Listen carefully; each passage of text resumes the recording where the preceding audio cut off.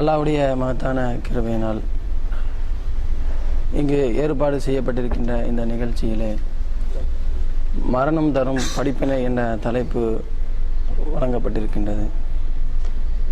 இந்த மரணம் எப்படி படிப்பினையாக இருக்கின்றது என்பதை விளங்குவதற்கு முன் மரணம் என்றால் என்ன என்பதை நாம் முதலில் விளங்கிக் கொள்ள வேண்டும்.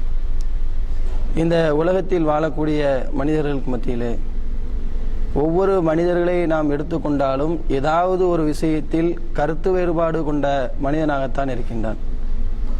கடவுள் கொள்கையை எடுத்துக்கொண்டோம் என்று சொன்னால் ஒரு கடவுள் கொள்கையுடைய நாமும் இருக்கின்றோம்.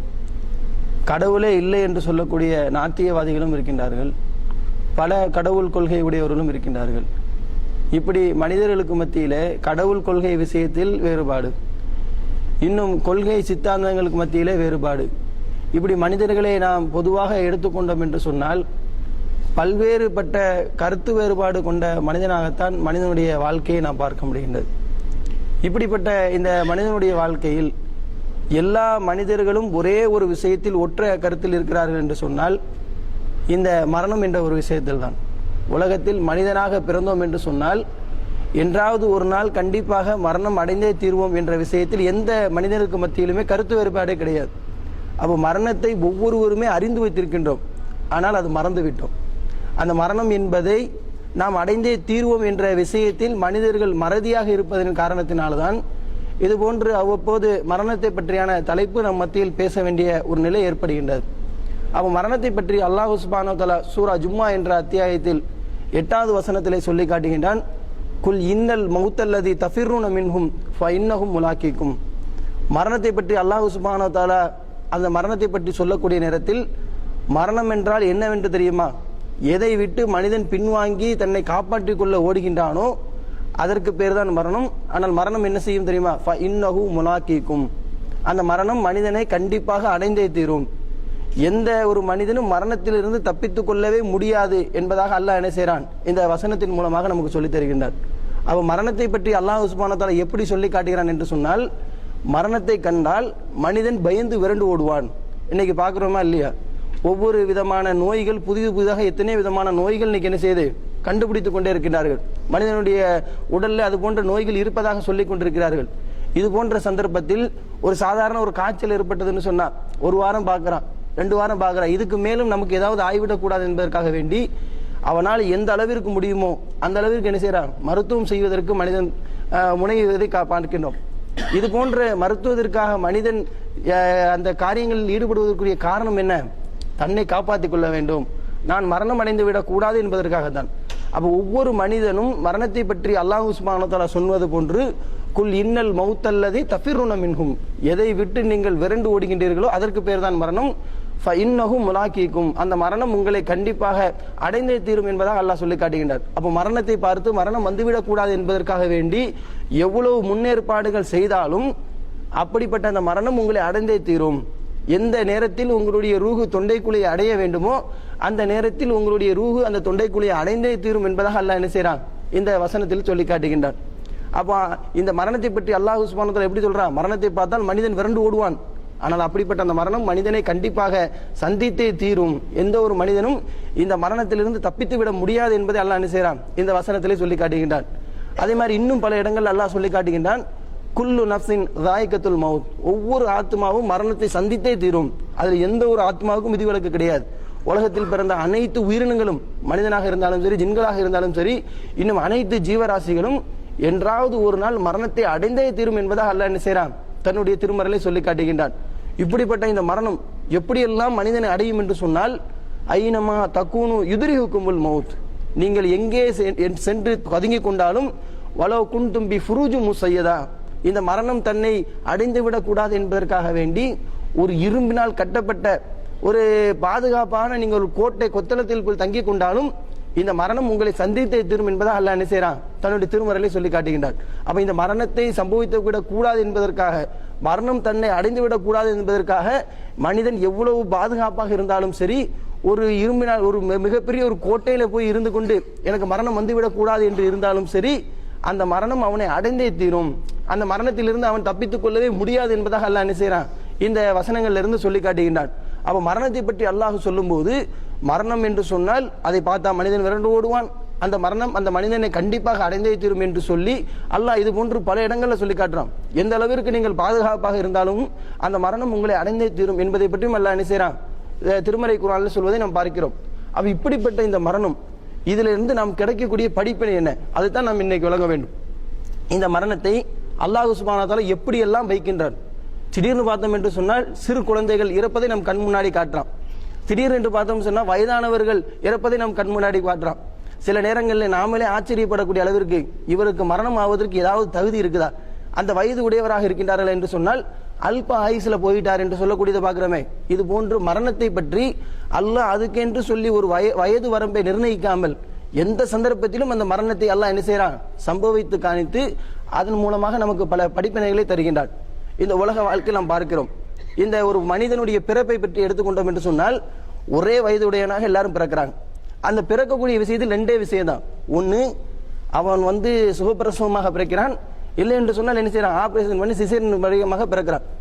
இதே இறைவனுக்கு இந்த மனிதனுடைய பிறப்பு விஷயத்தில் இது போன்ற ஒரே நிலைப்பாட்டில் இருக்கக்கூடிய அந்த நிலையில் அல்லாஹ் வைத்திருக்கக்கூடிய நேரத்தில் மரணத்தையும் இது போன்று வைக்கலாம்ல.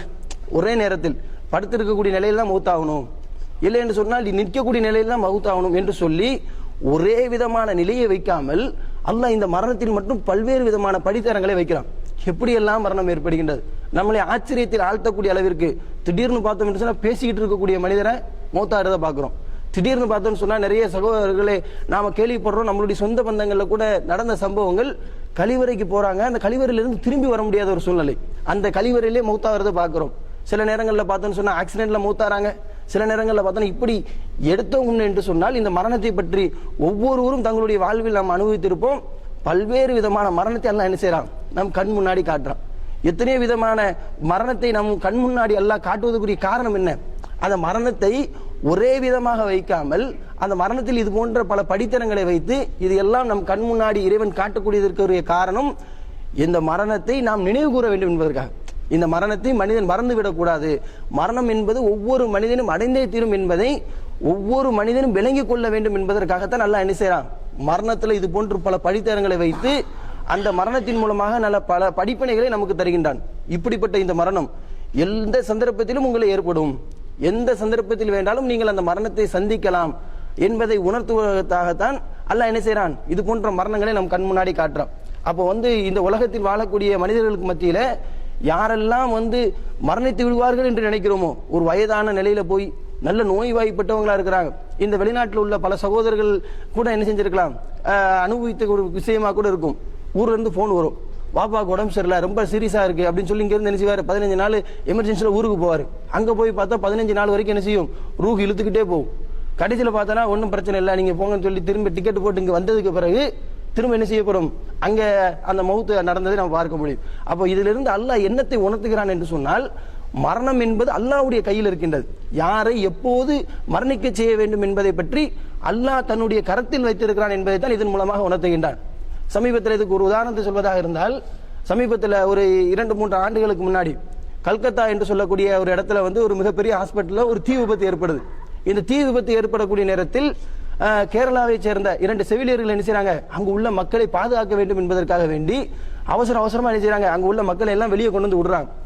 அவங்க என்ன நினைச்சிட்டு இருக்கிறாங்க, நானும் என்ன செய்யணும், இந்த தீ விபத்திலிருந்து பாதுகாத்துக் கொள்ளணும், என்னை போன்ற இது சக மனிதர்கள் நான் என்ன செய்யணும், இந்த தீ விபத்திலிருந்து பாதுகாக்கணும் என்பதற்காக வேண்டி அவ்வளவு முயற்சி செய்யக்கூடிய அந்த நேரத்தில் இறுதியாக அந்த 2 பேர் என்ன செஞ்சாங்க, அந்த தீ விபத்திலே பலியாகி மௌத்தாயிடுறாங்க. இதுல இருந்து அல்லாஹ் என்னத்தை உணர்த்துறான், அந்த 2 பேர் மற்ற மக்களை காப்பாற்றாமல் அவர்கள் முதல்ல வெளியே சென்றிருந்தார்கள் சொன்னா அந்த 2 பேருடைய உயிரை பாதுகாத்திருக்காங்கல்ல. அவங்களுடைய உயிர் பிறருடைய உயிரை, தன்னுடைய உயிருக்கு மேல பிறருடைய உயிருக்கு யாரும் முக்கியத்துவம் கொடுப்பாங்களா, கொடுக்க மாட்டாங்க. அப்ப தன்னுடைய உயிரையும் காப்பாற்றிக் கொள்ள வேண்டும், பிறருடைய உயிருக்கும் முக்கியத்துவம் கொடுக்க வேண்டும் என்ற அடிப்படையில் அவர்கள் செயல்பட்டார்கள். ஆனால் அங்கே அந்த 2 பேர் மௌத்தாவதை அல்லாஹ் நம் கண் முன்னாடி காட்டுறான். இதுல இருந்து அல்லாஹ் என்னத்தை உணர்த்துறான், யாரை எப்போது மரணிக்க மாட்டார் என்று நினைக்கிறோமோ அவரை மரணிக்க செய்து அல்லாஹ் என்ன செய்யறான், நம் கண் முன்னாடி காட்டுறான். அதே மாதிரி யாரு பார்த்து இவர் இந்த நேரத்தில் பிழைக்கவே மாட்டார் என்று சொல்றோமோ, சில நேரங்களில் அவர் நல்ல முறையில் வாழ்வதையும் அல்லாஹ் நம் கண் முன்னாடி காட்டுறான். அப்ப இதுல இருந்து அல்லாஹ் உணர்த்தக்கூடிய பாடம் என்னன்னு சொன்னா, மரணம் என்று சொல்லக்கூடிய இந்த விஷயம் அது என்னுடைய விஷயத்தில் இருக்கின்றது. நான் எப்போ நாடுகின்றனோ அந்த நேரத்தில் தான் அந்த மனிதனுக்கு என்ன செய்யப்படும், மரணம் நிகழும் என்பதைத்தான் அல்லாஹ் என்ன செய்கிறான் இது போன்ற சம்பவத்தின் மூலமாக நமக்கு காட்டித் தருகின்றான். இப்படி எந்த சந்தர்ப்பத்திலும் ஏற்படக்கூடிய இந்த மரணம் நம்மை எந்த சந்தர்ப்பத்தில் அடையும், இதில் தான் நாம் படிப்பினை பெற வேண்டும். இதை உணர்த்துவதாக இருந்தால், விளங்கிக் கொள்வதாக இருந்தால், அல்லாஹ் சுப்ஹானஹு வ தஆலா தன்னுடைய திருமறையில 2 வரலாற்று சம்பவங்களை சொல்லி காட்டுகிறான். அதுவும் ஒரே அத்தியாயத்தில், சூரா யூனுஸ் என்ற 10வது அத்தியாயத்தில் 2 நபிமார்களுடைய வரலாறை சொல்லி காட்டுறான். அந்த வரலாற்றின் மூலமாக பல படிப்பினைகளை நமக்கு என்ன செய்யறான், அல்லாஹ் சுப்ஹானஹு வ தஆலா சொல்லி தருகின்றான். சூரா யூனுஸ் என்ற அத்தியாயத்தில் யூனுஸ் அலைஹிஸ்ஸலாம் அவர்களை பற்றி அல்லாஹ் என்ன செய்யறான், பேசிக்கொண்டே வருகின்றான். யூனுஸ் அலைஹிஸ்ஸலாம் என்ன செய்யப்படுறாங்க, ஒரு சமுதாயத்திற்கு தூதராக அனுப்பப்படுறாங்க. அந்த மக்கள் மத்தியில் போய் பிரச்சாரம் செய்யறாங்க, அல்லாஹ் ஒருவனை வணங்குங்க, அல்லாஹ்வை தவிர யாரையும் வணங்கக்கூடாது, அல்லாஹ்வுக்கு எதையும் இணையாக வைக்காதீர்கள், என்னை இறைவனுடைய தூதராக ஏற்றுக்கொள்ளுங்கள் என்று சொல்லி யூனுஸ் அலைஹிஸ்ஸலாம் என்ன செய்யறாங்க, அந்த மக்கள் மத்தியில் போய் பிரச்சாரம் பண்றாங்க. ஆனா யூனுஸ் அலைஹிஸ்ஸலாத்துடைய பிரச்சாரம் அங்க ஈடுபடுவது மாதிரி தெரியல. அல்லாஹ்ட்ட என்ன செய்யறாங்க, அவங்க பொறுத்திருந்து பார்த்து துவா செய்யறாங்க, இறைவா இந்த மக்களுக்கு நான் பிரச்சாரம் பண்ணி பார்த்துட்டேன், இவர்கள் ஏற்றுக்கொள்வதாக இல்லை, இவர்களை அழித்து விடு என்று சொல்லி யூனுஸ் அலைஹிஸ்ஸலாம் என்ன செய்றாங்க, அந்த ஊரை விட்டு வெளியேறி விட்டார்கள். அல்லாஹ்வுடைய தண்டனை வரப்போதே, அல்லாஹ்விடத்தில் துவா செய்து விட்டோம் என்று சொல்லி யூனுஸ் அலைஹிஸ்ஸலாம் அவர்கள் அந்த சமுதாயத்தை விட்டு கடந்து வேறு இடத்திற்கு சென்ற போது அல்லாஹ் என்ன செய்யறான், அந்த மக்களை அழிப்பதற்காக வேண்டி ஒரு விதமான ஒரு அத்தாட்சியை வானத்துல காட்டுறான். இந்த வானத்தில் அந்த அத்தாட்சியை பார்த்த நேரத்தில் அந்த மக்கள் என்ன செய்றாங்க, நம்பிக்கை கொண்டாங்க. ஃபாமன் உடனே நம்பிக்கை கொண்டு அந்த மக்கள் சொல்லுகின்றார்கள், யூனுஸ் அலைஹிஸ்ஸலாம் அவர்கள் சொன்ன அந்த விஷயம் நடக்க போகுது, யூனுஸ் அலைஹிஸ்ஸலாம் சொன்ன அந்த இறைவனை நாம் நம்பிக்கை கொள்ள வேண்டும் என்று சொல்லி உடனே ஈமான் கொண்ட அந்த மாத்திரத்தில் அல்லாஹ் என்ன செய்றான், ஃபமத்தானாஹும் இலாஹின், அவர்களை குறிப்பிட்ட காலம் வாழச் செய்தோம் என்பதாக அல்லாஹ் திருமறையிலே சொல்லி காட்டுகின்றான். இன்னொரு இடத்தில் அல்லாஹ் சொல்லி காட்டுகின்றான், இந்த யூனுஸ் அலைஹிஸ்ஸலாம் அவருடைய சமுதாயத்தை தவிர வேறு எந்த மக்களும் அவர்கள் இடத்தில் இந்த அழிவு வரக்கூடிய நேரத்தில் பாதுகாக்கப்படவில்லை, அந்த ஒரு சமுதாய மக்கள் மட்டும்தான் அவர்கள் மத்தியில் அழிவு வரக்கூடிய நேரத்தில் பாதுகாக்கப்பட்டார்கள் என்பதை அல்லாஹ் சொல்லி காட்டுறான். இதே அத்தியாயத்தில் யூனுஸ் என்ற 10வது அத்தியாயத்தில் இன்னொரு வரலாற்று சம்பவத்தை எல்லாம் என்ன செய்யறான், சொல்லி காட்டுறான். மூசா அலைஹிஸ்ஸலாம் அவருடைய சம்பவத்தை பற்றி என்ன செய்யறான், அங்க சொல்லி காட்டுறான். மூசா அலைஹிஸ்ஸலாம் அவர்கள் ஃபிரௌன் இடத்திலும் பனு இஸ்ரவேல் மக்கள் மத்தியிலும் தூதராக அனுப்பப்படுறாங்க. மூசா அலைஹிஸ்ஸலாம் போய் அந்த மக்கள் மத்தியில் பிரச்சாரம் செய்றாங்க, அல்லாஹ் மட்டும்தான் வணங்கணும், அல்லாஹ்வுக்கு எதையும் இணை கற்பிக்க கூடாது என்ற விஷயத்தை சொல்லி ஃபிரௌன் மத்தியில் போய் என்ன செய்றாங்க, மூசா அலைஹிஸ்ஸலாம் போய் பிரச்சாரம் பண்றாங்க. இந்த மூசா அலைஹிஸ்ஸலாம் அவங்களுடைய பிரச்சாரத்தை ஏற்று சில மக்கள் இஸ்லாத்திற்கு வந்தாலும் ஃபிரௌன் என்ன செய்யல, ஃபிரௌனும் அவனோடு இருக்கக்கூடிய அந்த சபையினரும் இஸ்லாத்தை ஏற்க மறுக்கிறாங்க. இப்படிப்பட்ட சூழ்நிலையில் இனிமேல் நாம மூசாவை விட்டோம் என்று சொன்னால் மூசா இருக்கக்கூடிய மக்களை என்ன செய்வார், அவரும் பக்கம் இழுத்து விடுவார் என்பதற்காக வேண்டி மூசா அலைஹிஸ்ஸலாம் அவர்களையும் அவரோடு இருக்கக்கூடிய அந்த நம்பிக்கை கொண்ட மக்களையும் கொலை பண்ண வேண்டும் என்று சொல்லி என்ன செய்றாங்க, முயற்சி செய்றாங்க. இந்த முயற்சியின் விளைவாக என்ன செய்றாங்க, கடலை சந்திக்கிறார்கள். கடலை சந்திக்கக்கூடிய நேரத்தில் ஃபிரௌன் அங்க என்ன செய்யப்படுறான், அழிக்கப்படுகின்றான். அழிக்கப்படக்கூடிய நேரத்தில் அந்த ஃபிரௌன் கேட்ட துவாவை அல்லாஹ் என்ன செய்றான், திருமறையிலே சொல்லி காட்டுகின்றான். அந்த நேரத்தில் அவன் சொல்றான், கால ரப்பி மூசா ஹாரூன், இறைவா மூசாவுடைய இறைவனுமாகிய ஹாரூனுடைய இறைவனுமாகிய உன்னை நாங்கள் என்ன செய்யறோம், நம்பிக்கை கொள்கிறோம் என்று சொல்லி அந்த ஃபிரௌன் என்ன செய்யறான், அவனுடைய மரண தருவாயில் கேட்டதாக அல்லாஹ் தன்னுடைய திருமறையிலே சொல்லி காட்டுகின்றான். ஆனால் அப்படி அந்த மரண தருவாயில் அவன் பாவ மன்னிப்பு கேட்ட அவனிடத்தில் அந்த பாவ மன்னிப்பு ஏற்றுக்கொள்ளப்பட்டதா, அல்லாஹ் என்ன செய்யறான், உன்னுடைய பாவ மன்னிப்பு ஒருபோதும் ஏற்றுக்கொள்ளப்படாது, உன்னுடைய இந்த மரணத்தை பிற மக்களுக்கு நான் படிப்பனையாக வைக்கிறேன் என்று செய்யறான் அல்லாஹ் அந்த சூரத்து யூனுஸ் என்ற அத்தியாயத்தில் சொல்லி காட்டுகின்றார். இப்ப இதுல சிந்திக்க வேண்டிய விஷயம் என்ன தெரியுமா, நாம் இந்த 2 சம்பவங்கள் மூலமாக அல்லாஹ் சொல்லக்கூடிய படிப்பினை சிந்தித்து பார்த்தோம் என்று சொன்னால், யூனுஸ் அலைஹிஸ்ஸலாம் அவங்களுடைய சமுதாயம் நம்பிக்கை கொண்ட மறுக்கிறாங்க. அவங்க அல்லாஹ் இடத்துல துவா செய்யறாங்க. அந்த ஊரை விட்டு அவர்கள் வெளியே போனதுக்கு பிறகு அந்த மக்கள் நம்பிக்கை கொண்டதுனால அல்லாஹ் என்ன செய்யறான், அந்த மக்களை பாதுகாக்கிறான். அதே போல இந்த ஃபிரௌனும் என்ன செய்யறான், தன்னுடைய அந்த மரண தருவாய் நெருங்கக்கூடிய இந்த நேரத்தில் அல்லாஹ்விடத்தில் மன்னிப்பு கேட்கிறான். இறைவா இப்போது என்னை மன்னித்து விடு, நான் நல்ல அடியானாக மாறி விடுகிறேன் என்று சொல்லி அல்லாஹ்விடத்தில் அழுது புலம்பக்கூடிய அந்த நேரத்தில் அல்லாஹ் என்ன செய்யல, அவனுடைய பாவ மன்னிப்பை ஏற்றுக்கொள்ளல. இப்ப இந்த 2 சம்பவத்திலிருந்து நம்ம படிப்பினை பெற வேண்டுமா இல்லையா? இந்த 2 சம்பவத்தின் மூலமா அல்லாஹ் என்ன செய்தியை உணர்த்துறான், நல்லா யோசித்தோம் என்று சொன்னால், எப்படி யூனுஸ் அலைஹிஸ்ஸலாம் சமுதாய மக்கள் பாதுகாக்கப்பட்டார்களோ அது போன்று ஃபிரௌன் என்ன செஞ்சிருக்கணும், அந்த பாவ மன்னிப்பு கேட்கக்கூடிய நேரத்தில் பாதுகாக்கப்பட்டிருக்கணும். அல்லாஹ் அவனை மன்னித்திருக்க வேண்டும்.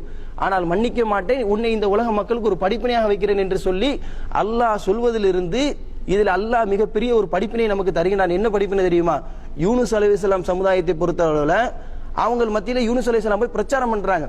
அவங்க கிட்ட நேரடியான பல அத்தாட்சிகள் வர கிடையாது. ஒரே ஒரு அத்தாட்சி என்ன செய்யறான், அல்லாஹ் வானத்தில் காட்டக்கூடிய நேரத்தில் பூமியில் இருக்கக்கூடிய இந்த மக்கள் என்ன செய்றாங்க, நம்பிக்கை கொள்றாங்க. ஏதோ யூனுஸ் அலைஹிஸ்ஸலாம் சொன்ன அந்த சம்பவம் நடக்க போகுது, இறைவன் ஒருவன் இருக்கிறான் என்று சொல்லி நம்பிக்கை கொண்ட காரணத்தினால் அவர்களுக்கு குறிப்பிட்ட காலம் வரைக்கும் வாழ்வு கொடுத்தோம் என்று அல்லாஹ் சொல்லி காட்டுறான். இதே ஃபிரௌனை எடுத்துக்கோங்க, ஃபிரௌனுக்கு அல்லாஹ் எவ்வளவு அத்தாட்சிகளை காட்டுறான்.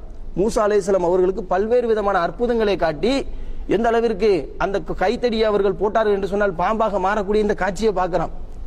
அது மட்டும் இல்ல, அவருடைய அந்த கைகளை அக்குள் விட்டு மூசா அலைஹிஸ்ஸலாம் எடுத்தார்கள் என்று சொன்னால் அவருடைய கை பிரகாசிக்கக்கூடிய அளவிற்கு வெண்மையாக இருக்கும் என்பதை பார்க்கிறோம். இது போன்ற விஷயங்கள்லாம் பார்த்தது மட்டும் இல்லாமல் அவனுடைய மாளிகையில் எங்கு பார்த்தாலும் அந்த தண்ணீர் எல்லாம் ரத்தமாக மாறக்கூடிய காட்சிகளை பார்க்கிறோம். இந்த மாதிரி மாறக்கூடிய நேரத்தில் என்ன செய்வா, மூசா அலைஹிஸ்ஸலாம் அவர்களை அழைத்து உன்னுடைய இறைவன்ட்ட துவா செய்ய, இந்த மாதிரி அதாப்ல இருந்து எங்களை பாதுகாப்பு கோரி என்று சொல்லி மூசா அலைஹிஸ்ஸலாம் கேட்பான். அல்லாஹ் வந்து மூசா அலைஹிஸ்ஸலாம் அவர்கிட்ட துவா செய்ததுக்கு பிறகு அந்த தண்டனையிலிருந்து பாதுகாத்ததுக்கு பிறகு திரும்ப என்ன செய்வான், அனரப்புக்குல் அலா, நான் தான் உங்களை உயர்வான இறைவன்.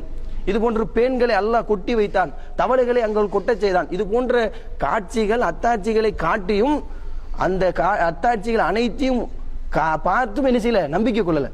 எனக்கு மேல ஒருத்தர் இருக்கிறான், அந்த இறைவனை நம்பிக்கை கொள்ள வேண்டும், அவனுக்கு இணை வைக்க கூடாது என்ற விஷயத்தை அந்த சந்தர்ப்பத்தில் உணராத காரணத்தினால் அல்லாஹ் என்ன செய்யறான், அவ்வளவு வாய்ப்பு கொடுக்கப்பட்ட பிறகு அந்த இறுதி நேரத்தில் வந்து அவனுடைய அந்த மரண வேலையில் வரக்கூடிய நேரத்தில் ஒவ்வொரு மனிதனுக்கும் காட்டப்படும். என்ன காட்டப்படும், அவன் நல்லவனாக இருந்தான் என்று சொன்னால் அவன் சென்று சேரக்கூடிய இடம் சொர்க்கத்தை பெற்று காட்டப்படும்.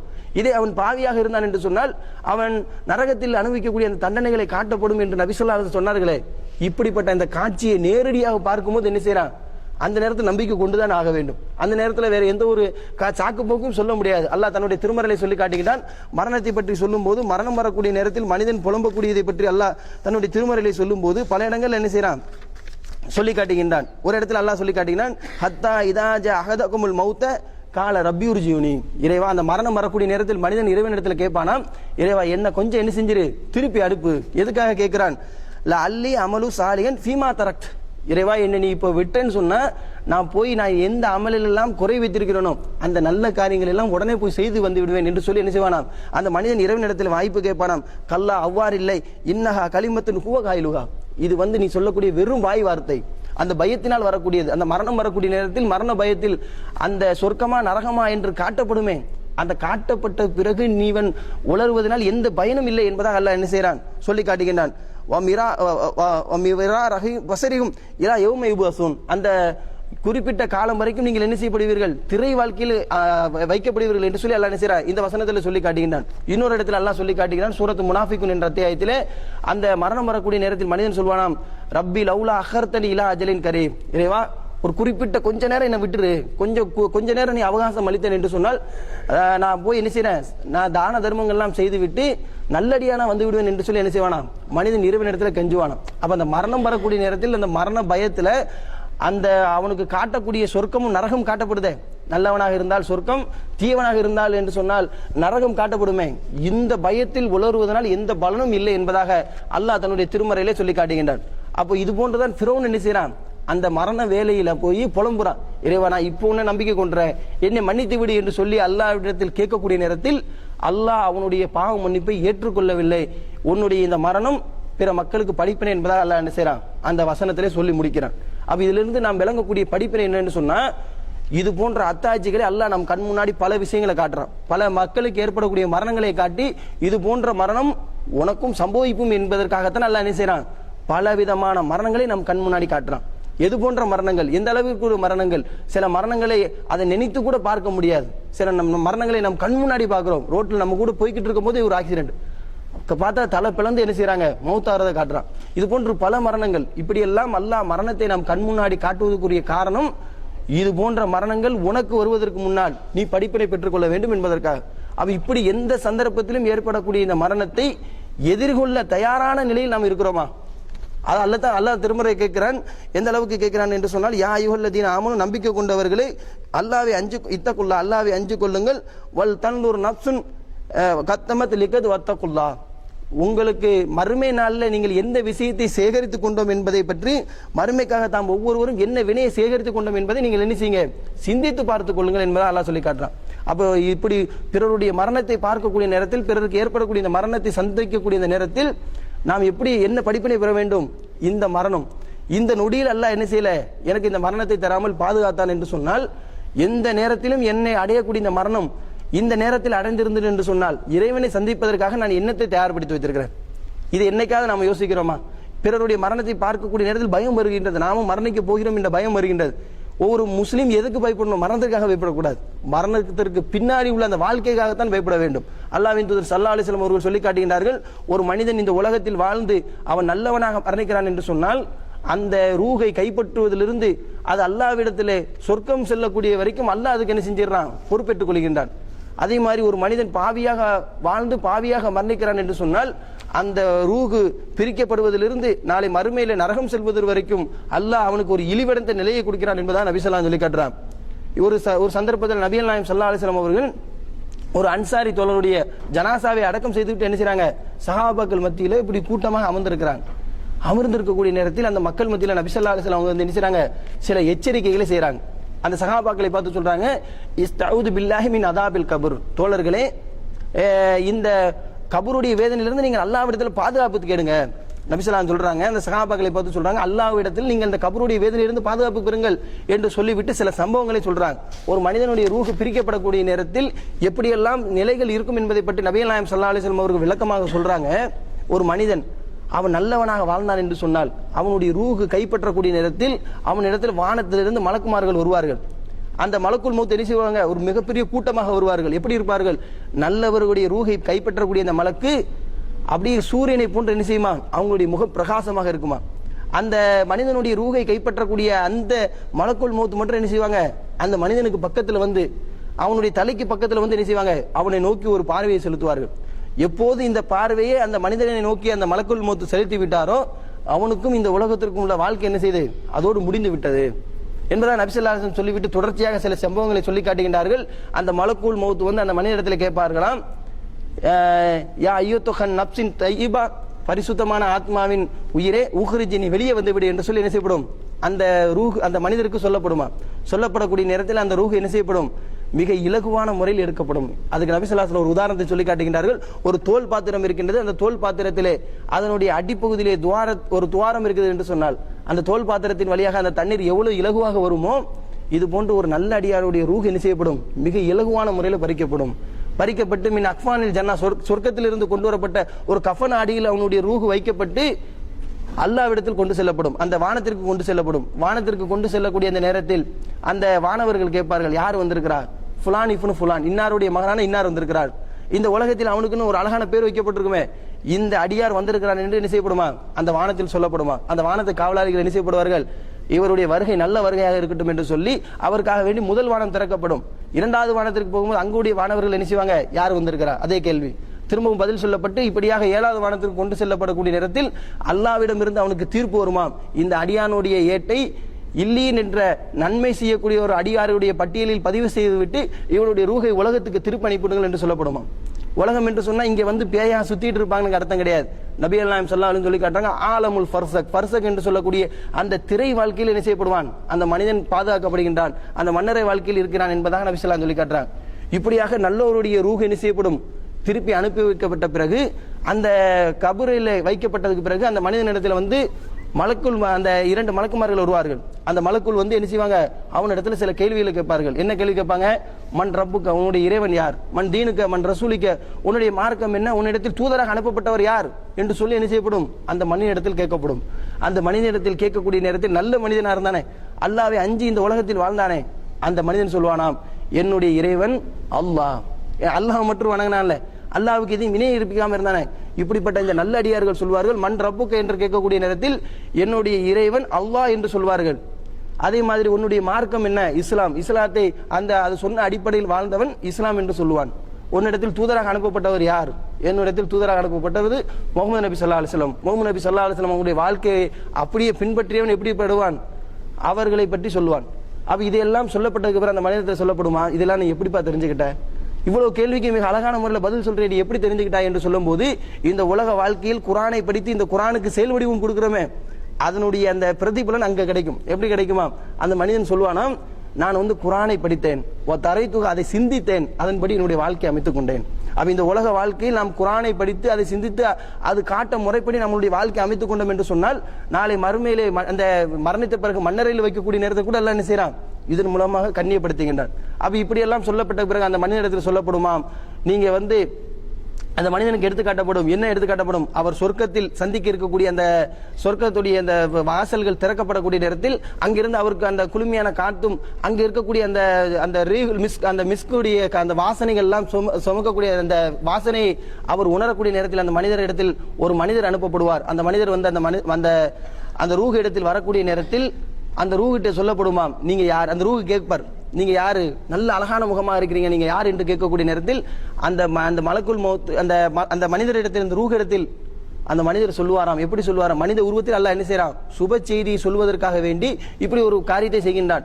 அந்த மனித உருவத்தில் வந்த அந்த மனிதர் சொல்லுவாராம், நான் வந்து இந்த உலகத்தில் நீங்க வாழக்கூடிய நேரத்தில் நல்ல அமல்கள் எல்லாம் செய்தீங்களே, இப்படிப்பட்ட இந்த நல்ல அமல்களில் எல்லாம் அல்லாஹ் ஒருங்கு சேர படைத்து உங்களிடத்தில் என்ன செஞ்சா அல்லாஹ் சுப செய்தி சொல்வதற்காக அனுப்பினான்.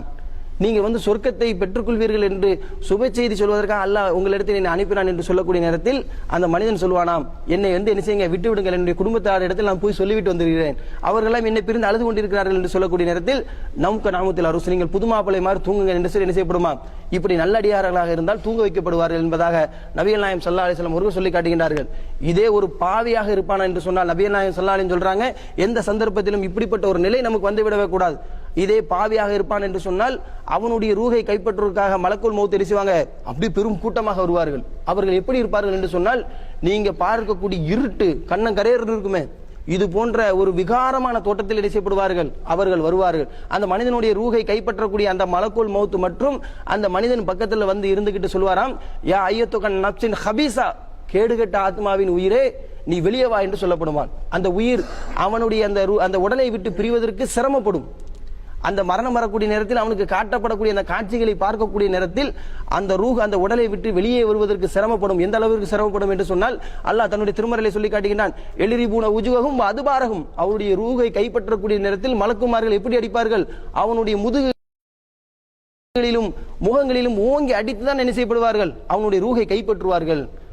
அவ்வளவு சிரமப்பட்டு தான் அவனுடைய ரூஹ் வெளியேற்றப்படும் என்பதான் நபி ஸல்லல்லாஹு அலைஹி வஸல்லம் அவர்கள் என்ன செய்றாங்க? சொல்லி காட்டுறாங்க. இப்படியாக அவனுடைய ரூஹ் இப்ப கைப்பற்றப்பட்டு அவனிடத்துல அந்த ரூஹ் என்ன செய்யப்படும்? அந்த நரகத்திலிருந்து கொண்டு வரப்பட்ட ஒரு கேடு கெட்ட ஒரு துணியில வைத்து என்ன செய்யப்படும்? அவனுடைய அந்த கஃபன் செய்யப்படும். நாம இந்த உலகத்துல ஒரு விதமான கஃபன் செய்யறோம், அந்த உடலுக்கு மட்டும். அந்த ரூஹுக்கு வானவர்கள் என்ன செய்யறாங்க? கஃபன் செய்கின்றார்கள். எந்த அளவுக்கு இருக்கும் என்று சொன்னால், இதுவரைக்கும் நீங்கள் நுகராத ஒரு கேடுகட்ட அருவருக்கத்தக்க அந்த துருவாடை வீசக்கூடிய அந்த போர்வையில் வைத்து என்ன செய்யப்படும்? அவனுடைய ரூஹ் என்ன செய்யப்படும்? கஃபன் செய்யப்பட்டு வானத்திற்கு கொண்டு செல்லப்படும். வானத்திற்கு கொண்டு செல்லப்பட்ட உடனே அங்கு உள்ள வானவர்கள் கேட்பார்கள், இவ்வளவு துருவாடை வீசக்கூடிய இந்த அடியான் யார் என்று கேட்கக்கூடிய நேரத்தில் இந்த உலகத்தில் வாழ்ந்த அதே பெயரை சொல்லி என்ன செய்யப்படும்? இப்படிப்பட்ட ஒரு கெட்ட அடியான் வந்திருக்கிறான் என்று சொல்லும்போது இவனுடைய வருகை கேடு கெட்டதாக இருக்கும் என்று சொல்லி முதல் வானம் திறக்கப்பட்டு, இரண்டாவது வானம் திறக்கப்பட்டு, ஐந்தாவது வானத்துக்கு மேல் என்ன செய்ய முடியாது? அந்த பாவிகளுடைய ரூஹு கொண்டு செல்லப்படாது என்பதாக அல்லாஹ் தன்னுடைய திருமறையை சொல்லி காட்டுகின்றான். இந்த பாவிகளுடைய ரூஹு வானத்திற்கு கொண்டு செல்லப்படக்கூடிய நேரத்தில் முகம் குப்புற விழக்கூடிய இந்த காக்கையை போன்று என்ன செய்யப்படுவார்கள்? அந்த பறவையை போன்று என்ன செய்யப்படுவார்கள்? மேலிருந்து தூக்கி எறியப்படுவார்கள் என்பதை அல்லாஹ் சொல்லி காட்டுறான்.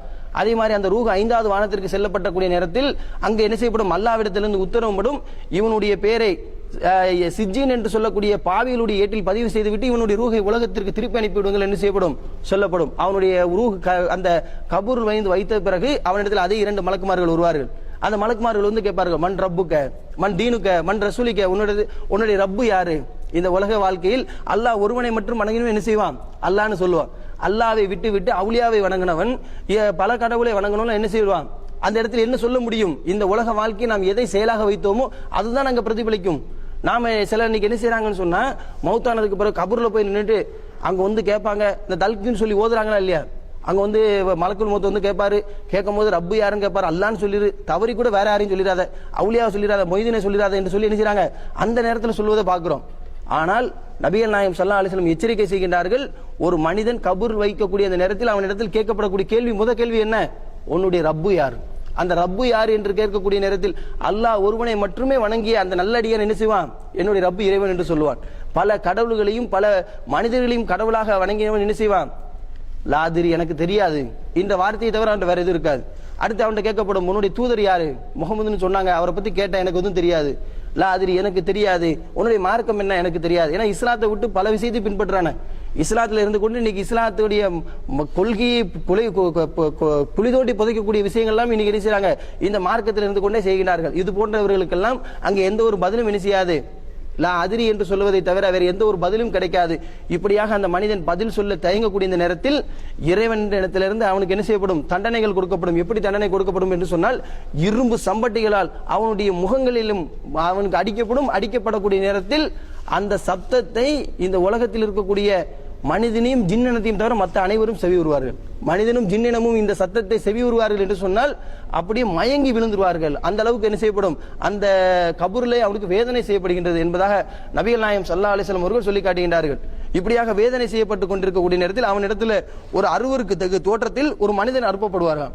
அந்த மனிதரை போய் அந்த மனிதரை பார்க்கக்கூடிய நேரத்தில் பயந்து போய் இந்த மனிதன் என்ன செய்வான், அந்த ரூஹு கேட்குமா, யார் நீ, இவ்வளவு அலங்கோலமான தோட்டத்தில் இருக்கிறாய் என்று சொல்லும் போது அல்லாஹ்விடத்திலிருந்து சொல்லப்படும். எப்படி சொல்லப்படும், இந்த உலக வாழ்க்கையில் நீ செய்த அந்த பாவத்தை எல்லாம் அல்லாஹ் என்ன செய்தான், ஒரு மனித உருவமாக படைத்து உன்னிடத்தில் என்னை அனுப்பினான் என்று சொல்லக்கூடிய நேரத்தில் அந்த மனிதனிடத்தில் சொல்லப்படுமான், நீ நரகவாதி என்று சொல்லி அவன் நரகத்தில் அனுபவிக்கக்கூடிய அந்த காட்சிகள் அவனுக்கு காட்டப்படும். இப்படி காட்டப்படக்கூடிய நேரத்தில் அந்த மனிதன் புலம்புவானாம், இறைவா உலக அழிவுனால் எனக்கு வரவே கூடாது, உலக அழிவு நாள் வருவதற்கு முன்னாடி நான் இந்த அளவுக்கு என்ன செய்யப்பட்டேன், இழிவுபடுத்தப்பட்டு விட்டேன், எனக்கு உலக அழிவு நாள் வரவே கூடாது என்று சொல்லி இவன் ஒரு பக்கம் கேட்பான். அந்த நல்லடியாராக இருந்தார் என்று சொன்னால் சொர்க்கத்தை அடைந்து கொள்ள வேண்டும் என்பதற்காக அந்த நல்லடியார் என்ன கேட்பாராம், உலக அழிவுனால எனக்கு இப்பவே கொண்டு வா என்று சொல்லி அல்லாஹ்விடத்தில் கேட்பார்கள் என்பதாக நபிகள் நாயகம் ஸல்லல்லாஹு அலைஹி வஸல்லம் அவர்கள் சொல்லக்கூடிய இந்த செய்தி அஹ்மத் என்ற ஹதீஸ் நூல்ல பதிவு செய்யப்பட்டு பார்க்கிறோம். அப்ப இதிலிருந்து அல்லாஹ் என்ன சொல்றான், ஒருவர் நல்ல அடியாராக வாழ்ந்தார் என்று சொன்னால், அவருடைய மரணம் நல்ல ஒரு நிலையில் அவர் மரணம் அடைந்திருந்தார் என்று சொன்னால் அவருடைய வாழ்க்கைக்கு அல்லாஹ் பொறுப்பேற்றுக் கொள்கிறான்.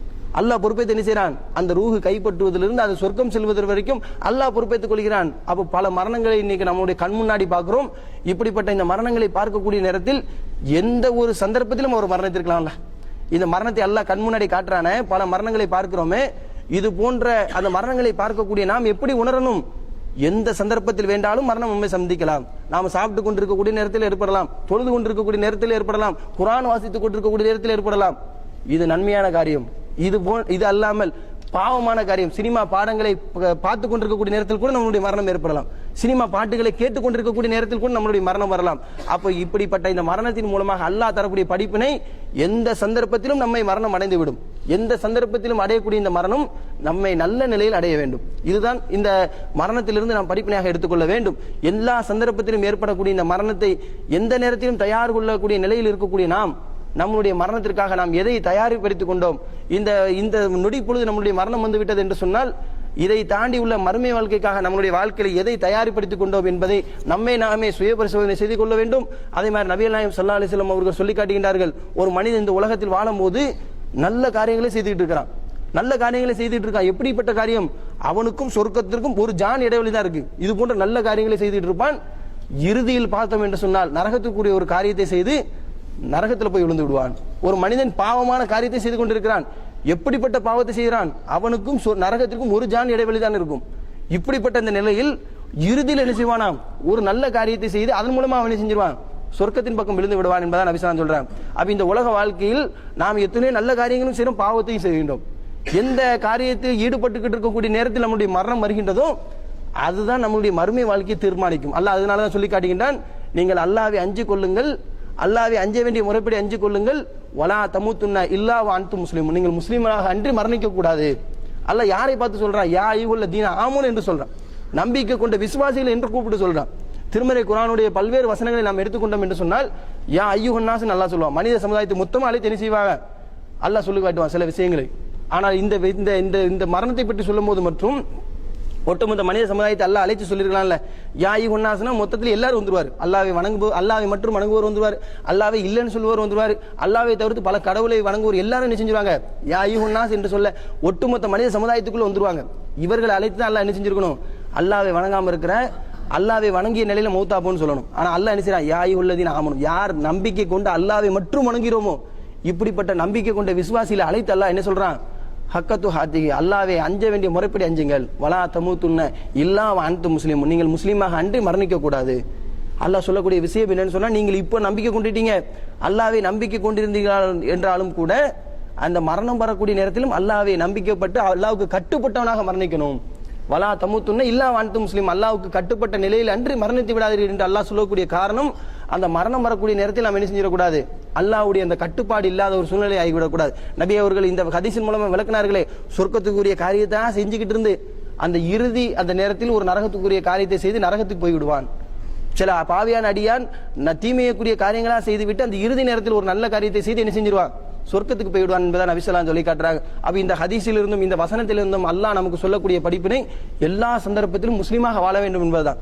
அல்லாஹ்வின் தூதர் ஸல்லல்லாஹு அலைஹி சொல்லி காட்டுறாங்க, லா யஸ்னி சானி ஹீன யஸ்னி வஹுவ மூமின், ஒரு இறை நம்பிக்கை கொண்டவன் விபச்சாரம் செய்ய மாட்டான், விபச்சாரம் செய்யக்கூடிய நேரத்தில் அவன் மூமினே கிடையாது என்பதாக சொல்றாங்க. அவ ஒரு மூமினாக இருக்கக்கூடிய விபச்சாரம் செய்ய மாட்டான் ஒருபோதும். அந்த விபச்சாரத்தில் ஈடுபட்டிருக்கக்கூடிய நேரத்தில் அவன் மூமினே இல்லை என்று சொன்னால், நாம் விபச்சாரத்தில் ஈடுபடுகிறோம் என்று சொன்னால், அந்த நேரத்தில் நம்மை மரணம் சம்பவிக்கும் என்று சொன்னால் எது போன்ற நிலையில் நம்ம மௌத்தாகிறோம், அல்லாஹ்வுக்கு கட்டுப்படாத ஒரு மூமினாக இல்லாத ஒரு துர்மரணத்தை நாம் அடைகின்றோம். நபி ஸல்லல்லாஹு அலைஹி வஸல்லம் தொடர்ச்சியாக சொல்லி காட்டுகிறார்கள், லா யஸ்ரிகு ஷாரிகு ஹைர யஸ்ரிகு வஹு மூமின், ஒரு மூமின் திருட மாட்டான், நான் திருடக்கூடிய நேரத்தில் மூமினே கிடையாது. அப்ப திருட்டு காரியமாக செய்து கொண்டிருக்கக்கூடிய நேரத்தில் நம்மளுடைய மரணம் வந்து விட்டது என்று சொன்னால் அல்லாஹ் பாதுகாக்க வேண்டும், மூமினாக மரணிக்கவில்லை என்பதாக நபிகள் நாயகம் ஸல்லல்லாஹு அலைஹி வஸல்லம் சொல்லி காட்டுறாங்க. லா யஸ்ரிகு ஹம்ர ஹீர யஸ்ரிகு வஹு மூமின், ஒரு மூமின் அவன் குடிகாரனாக குடிக்கிட்டு போதை உடையவனாக இருக்க மாட்டான், அவன் குடி போதையில் இருக்கக்கூடிய நேரத்தில் முஸ்லீமே கிடையாது என்று சொல்லி. அப்போ ஒருவன் ஹம்ரு அந்த போதை பொருளுக்கு அடிமையாக அந்த போதையிலே இருக்கிறான் என்று சொன்னால், அந்த போதையில் அடிமையாக நிலையில் மௌத்தாகிவிட்டான் என்று சொன்னால் முஸ்லீமே கிடையாது அந்த நேரத்தில். அப்ப இது போன்ற இந்த மரண தருவாய் நமக்கு எப்படி அமையும் என்று சொல்ல முடியாது.